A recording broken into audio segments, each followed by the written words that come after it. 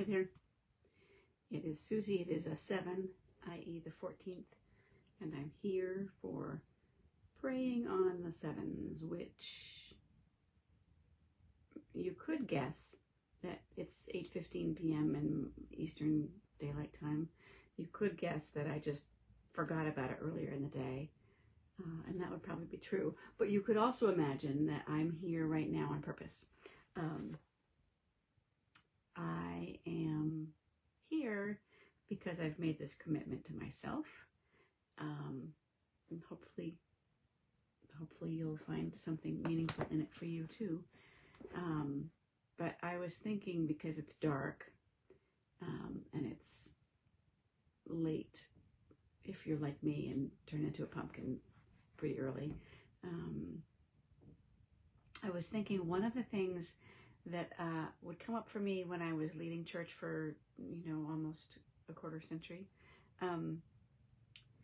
was that we never got to sing the evening hymns. There are whole little sections in most hymnals of nighttime hymns. Now the Day is Over is one of my favorites. Always made me think of Gladys Clemens, who was our church organist for a while. She loved that one. That we sing lots of Morning Has Broken kind of hymns, and we don't sing the evening hymns very much, because most times church is happening on a Sunday morning or whatever day, but a morning time. And there's something about the darkness, and there's something about the night. There's that beautiful prayer from the New Zealand prayer book, which begins with, Lord, it is night. One of my favorite prayers of all times. I don't have it memorized. Look it up. You'll like it. But as I was thinking about that and about what my prayers might be like right now, two things came to mind. And I'm going to share them both with you. And it's not really in an organized way. But one is a poem by Rainer Maria Rilke. And one is from this book. I have a Thomas Merton, A Book of Hours, which is based on Thomas Merton writings and prayers. And like most Book of Hours setups, it's 7 days, it's, a week's worth of prayers for dawn and midday and dusk and dark. And I just really loved partly the image in this book that goes with the nighttime poems is this moon. Such a beautiful face. Anyway, so I thought I would read to you some of the dark, this opening verse for the dark. I think this is the Tuesday. Oh no, it's the Monday. These are Merton words. God cannot be found by weighing the present against the future or the past, but only by sinking into the heart of the present as it is. And the opening verse for this, Thomas Merton. May my bones burn and ravens eat my flesh if I forget thee, contemplation. May language perish from my tongue if I do not remember thee, O Sion, city of vision, whose heights have windows finer than the firmament, when night pours down her canticles, and peace sings on thy watchtowers like the stars of Job. I love that. Whose heights have windows finer than the firmament when night pours down her canticles. Just pretty beautiful. So the hymn it's not a sung hymn, it's a sort of a psalm. In my ending is my meaning, says the season. No clock, only the heart's blood, only the word. O lamp, weak friend in the knowing night. O tongue of flame under the heart, speak softly. For love is black, says the season, midnight, kissed with flame. See, my love is darkness. Only in the void are all ways won. Only in the night are all the lost found. in my ending is my meaning. I really like that this poem prayer honors the darkness. You know, lots of times in Christianity there has been this preference for light, daylight versus darkness, shadows. And Barbara Brown Taylor wrote that wonderful book, Learning to Walk in the Dark, where she reminds us that you know, the stars are out all the time. We can only see them in the darkness. There's some things that we get from the darkness that we don't get other ways. So I see you there, Mandy. Glad you're with me. So I was thinking about that, about these nighttime prayers, nighttime hymns, nighttime poetry that in the church we often don't tap into. Because it feels funny to sing. As I said, now the day is over. It's funny to sing that at 10 a.m. on a Sunday. It's a beautiful hymn.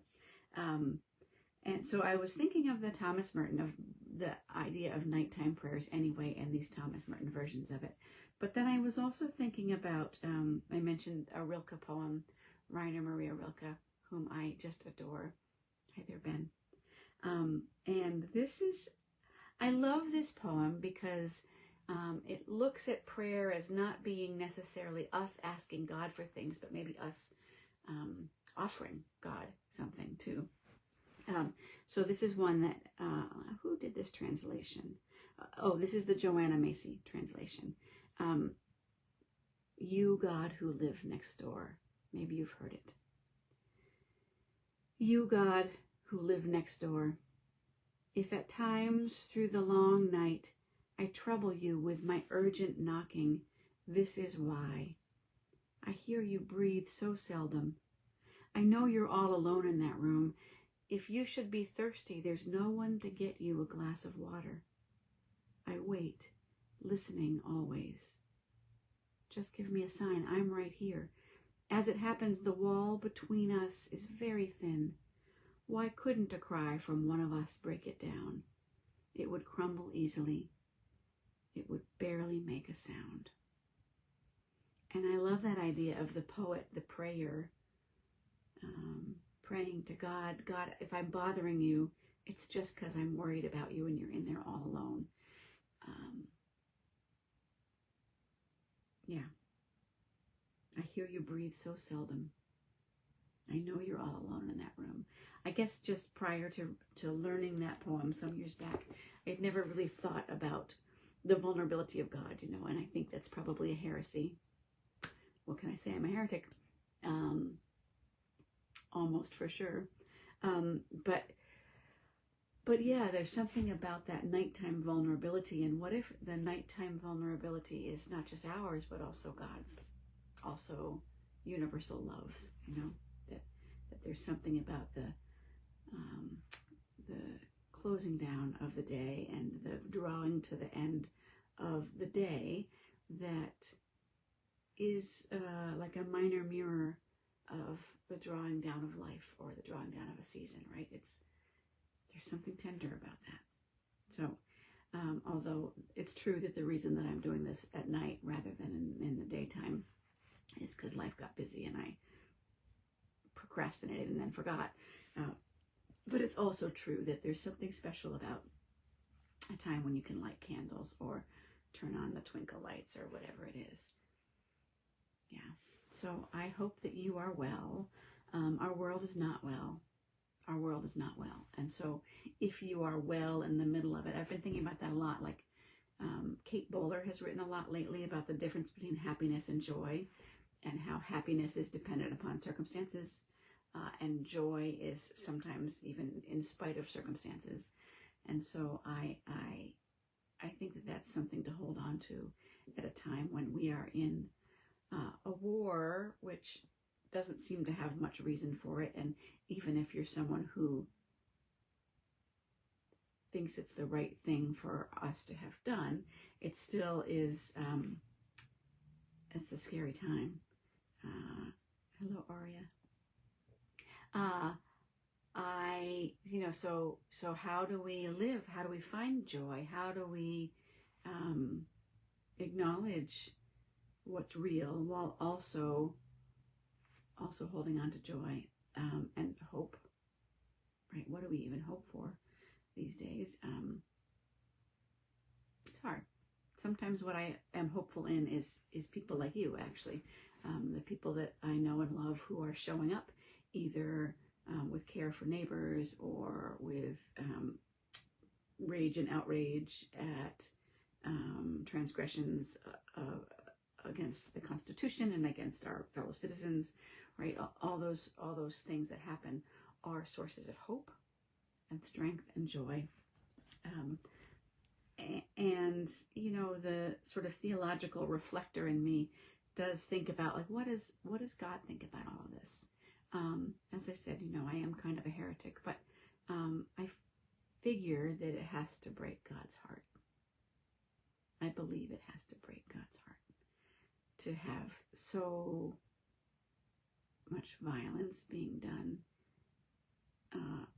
oftentimes in God's name, right? In the name of Christian nationalism, white Christian nationalism, and how much harm is being done and how much good is failing to be done because of the resources going to the harmful stuff. Yeah. So I think about that God, about the God of the broken heart. And that goes back to that Rilke poem. If at times through the long night I trouble you with my urgent knocking, this is why, God, I hear you breathe so seldom. I know you're all alone in that room. The thought of God being alone with God's heartache it's tender to me. It's tender to me. But there's that also, you know, the song, I still have joy, I still have joy. After all the things I've been through, I still have joy. Somehow there's still joy. It's in laughter, ridiculous laughter, hanging out with my mother today, where I found a very old wig at her house. That was fun, wearing the wig. Lots of moments like that are joyful in spite of it all.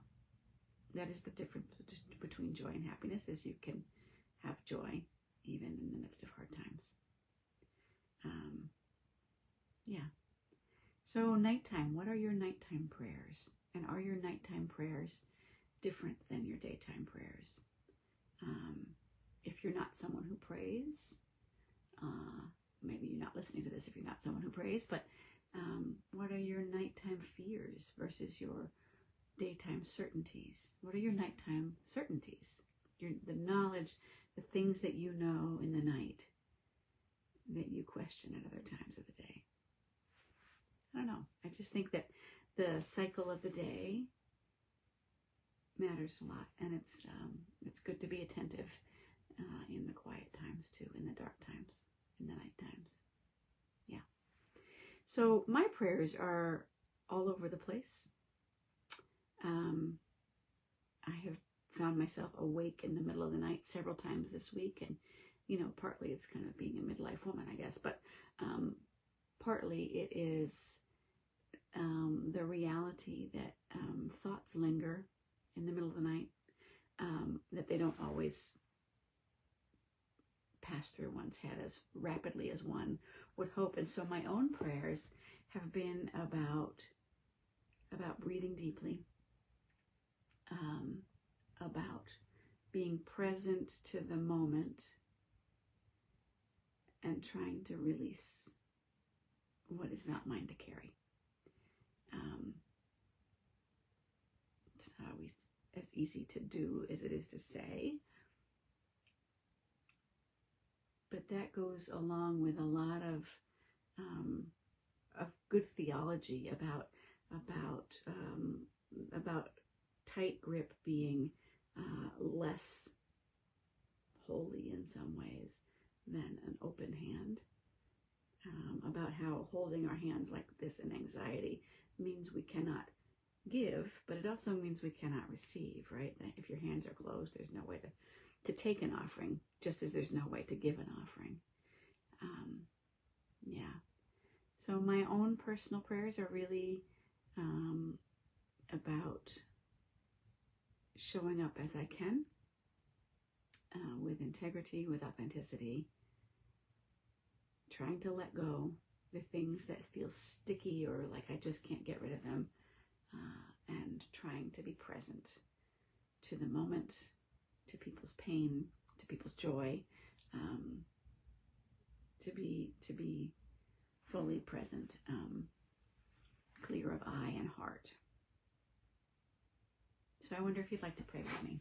Maybe I'll read one of the prayers in the Merton book again. Here is the Psalm prayer, and this can be our prayer. So from Thomas Merton, A Book of Hours. Take thought tonight. Take thought tonight when it is dark, when it is raining. Take thought of the game you have forgotten. You are the child of a great and peaceful race, an unutterable fable. That's the human race he's talking about. You were discovered on a mild mountain. You have come up out of a godlike ocean. You are holy, disarmed, signed with a chaste emblem. You are also marked with forgetfulness. Deep inside your breast you wear the number of loss. Take thought tonight. Do this, recover your original name. And the closing prayer from Merton. Oh, the depth of the riches of the wisdom and knowledge of God. A door opens in the center of our being, and we seem to fall through into immense depths which, although they are infinite, are all accessible to us. All eternity seems to have become ours in this one placid and breathless contact. May you go into this night at peace within your heart.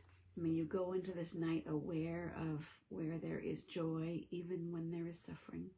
May you go into this night and sleep and awaken refreshed, alive, fully yourself. Blessings to you. Have a good night.